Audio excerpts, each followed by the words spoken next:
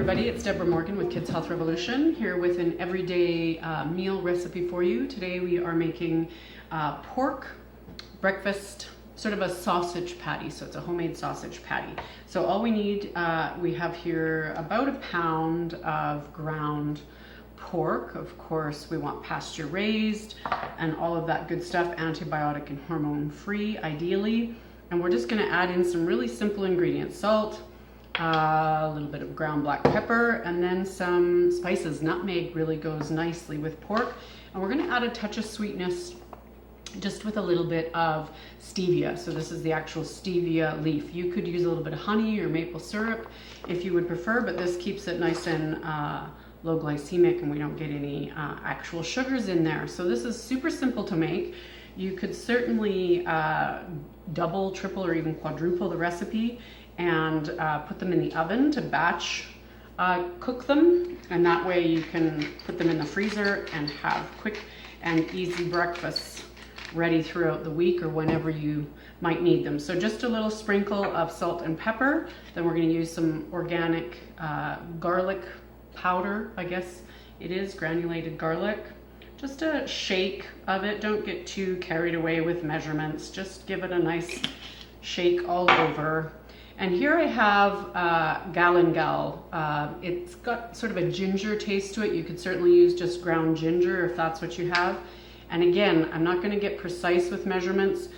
There is a little recipe card at the beginning where I give you some measurements if you'd like to have them, but I really like to encourage people to just sort of play with your food and not get so caught up in having to have exact precise measurements. So I've done about 3 or 4 little pinches of this galangal.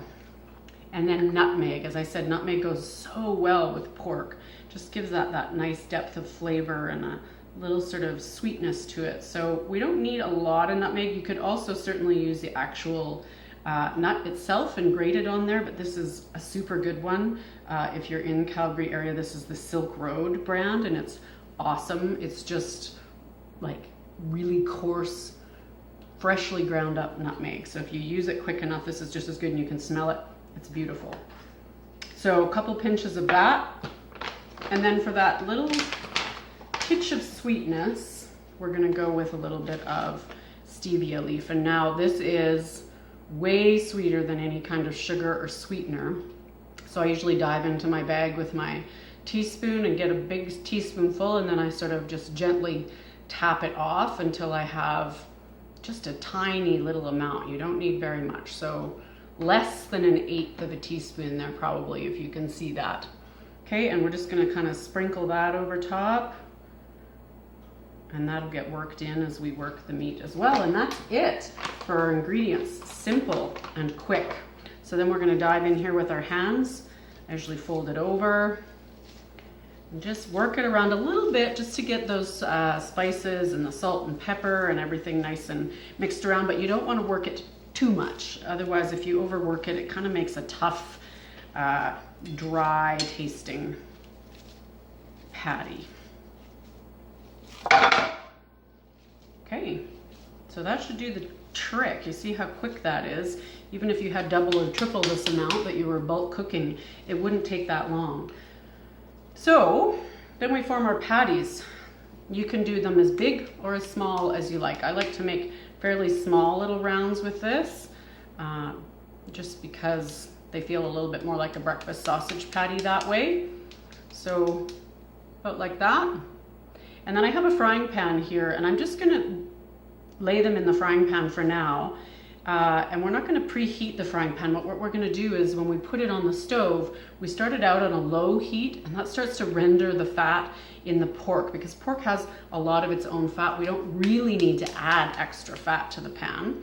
So we'll render a little bit of the fat in the actual sausage patties themselves, and then turn it up a little bit so we get that nice browning effect that tastes so good.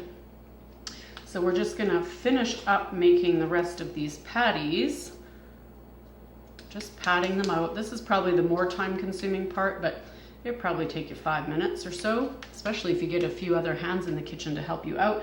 It can be done in no time at all. So there they are, all measured out, roughly about the same size. We have a few that are a little bit bigger. Sometimes I get a little impatient, want to get them done with. So they're in the pan. We've just got it on a low heat, medium low, and we're just going to start rendering a little bit of that fat down. And then as some of the fat starts to come out, we're going to turn the heat up, and we'll be back to show you that in just a second. So you can see that they're starting to render their fat, starting to bubble up a little bit there. So now we're just going to turn up the heat a little bit so we get that nice caramelization and the nice browning, action on there. So we're going to put it up to about a medium, maybe medium high for a little bit. And we're just going to let those cook away. Once they're browned on one side, we will turn them over and cook them on the other side. If you were going to do a batch cook of these, you could put them in the oven. So put them on a cookie sheet lined with parchment paper and throw them in the oven at about 375 until they're cooked through. So probably about 20 minutes, half an hour maybe. You just want to make sure that there's no pink juices running out of them anymore, and you're good to go. So there they are. We've given them a little flip. They're getting a nice brown on one side, a little caramelization, and we're just going to let them cook on the other side for a few more minutes. So here I have a little bit of homemade chicken stock I made the other day, and I'm just going to add about, nice big heaping tablespoon like that of it to my pan. I'm going to get a nice sizzle there. Just give it a little shake around. Loosen up all of those little brown bits. Let's see if we can get it in there. See how it's all coming up there? And then we just get our little sausage patties all coated in that yummy goodness. And then if you like, you can remove your sausage patties once they're cooked. So you know they're cooked. Either you can cut one in half, sacrifice it and cut it in half, and make sure that it's not pink inside. Or you can just give it a little poke and make sure that the juices are running clear, so they're not running pink or red anymore, and then you know they're done. So you can remove them so they don't get overcooked, and then turn your heat up on your burner just a tiny bit, just for a minute or two, and you're going to thicken up that stock that you threw in there with all those nice brown bits, and it gets nice and thick like that. Can you see that? And then that makes a nice, almost like a gravy that if you want to, you can pour over your breakfast patties. Just nice tasty goodness. We've got all kinds of good gut healing stuff in that chicken stock, the glycine and all those amino acids that our gut really loves, some healthy fats. And there we go. There's some beautiful breakfast patties all ready to chow down on. They smell really good, and I think you'll enjoy them. So batch cook up some of those this week and you'll have breakfast for a couple of days. I would serve these with some fruit, maybe a little side of coconut yogurt. You could do a sweet potato or yam hash brown and eggs.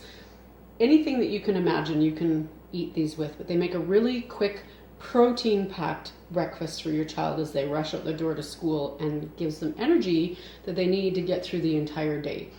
So yeah, there you go. I hope you'll enjoy them, and if you have any questions about the recipe or anything else that you've heard on the video today, feel free to pop me an email, Deborah@KidsHealthRevolution, or you can of course just do it in the comment section below. I'd love to hear from you.